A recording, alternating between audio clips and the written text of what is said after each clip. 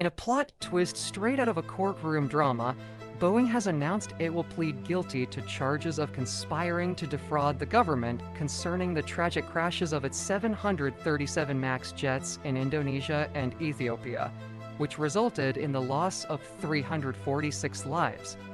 This comes after the Justice Department decided Boeing hadn't lived up to a 2021 agreement meant to keep them out of court.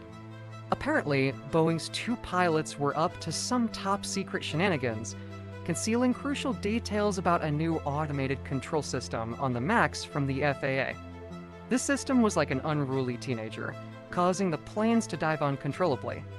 Prosecutors revealed that the pilots hid the fact that the system could be triggered under a broader range of conditions, which led to its omission from a safety report. As a result, pilots around the world weren't given expensive training on the system and had no idea how to handle it.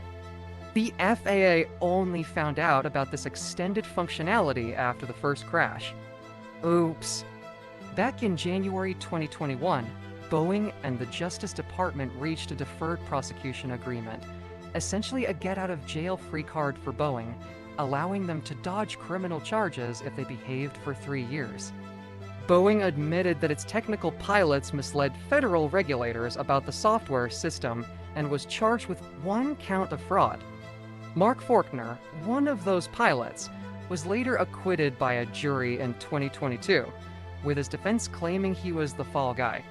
As part of the initial deal, Boeing agreed to shell out $500 million to the families of the crash victims, beef up their internal fraud detection programs, and cooperate with future investigations. However, this agreement expired just 2 days after an Alaska Airlines 737 experienced a mid-air blowout of a fuselage door panel in January, an incident that remains under federal investigation.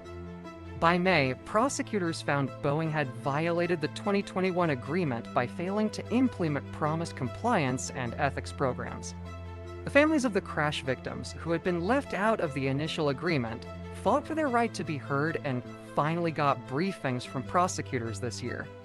John C.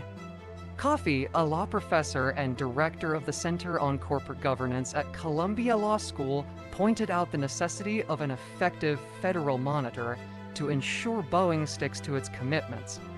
I've always said the biggest flaw of the old deal was the lack of a proper monitor, Coffey noted. But expect some serious brawling over what powers the monitor should have. Family members of the crash victims have urged prosecutors to take a tougher stance on Boeing, especially after the January blowout. Although no one was seriously hurt in that incident, investigations exposed a comedy of errors in Boeing's manufacturing and quality control processes.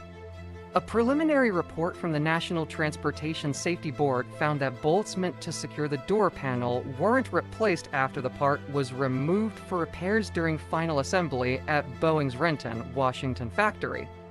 Boeing's internal probe also uncovered that documentation for the part's removal was never created, in clear violation of company policy. Talk about paperwork gone rogue. While the Lion Air and Ethiopian Airlines crashes in 2018 and 2019 were linked to design flaws in the MAX, the January blowout was tied to issues at Boeing's manufacturing plant near Seattle. The FAA has since audited the production line, launched its own investigation, and demanded that Boeing fixes these problems before they can increase the number of 737 MAX planes they produce each month. It's like a strict teacher making sure every homework assignment is perfect before allowing the class to move on. This isn't Boeing's first rodeo with government fraud allegations. In 2006, the company settled a space launch contracting corruption case for a whopping $615 million in civil and criminal penalties. In that case, the government agreed not to pursue criminal charges after Boeing played nice and cooperated.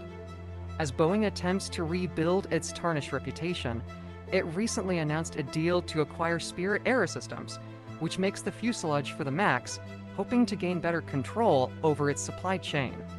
However, the task of mending Boeing's image will largely fall to a new CEO, as the current CEO Dave Calhoun is set to step down at the end of the year.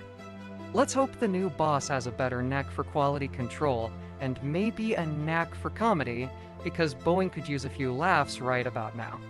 If you enjoyed this update, make sure to like, subscribe, and leave a comment.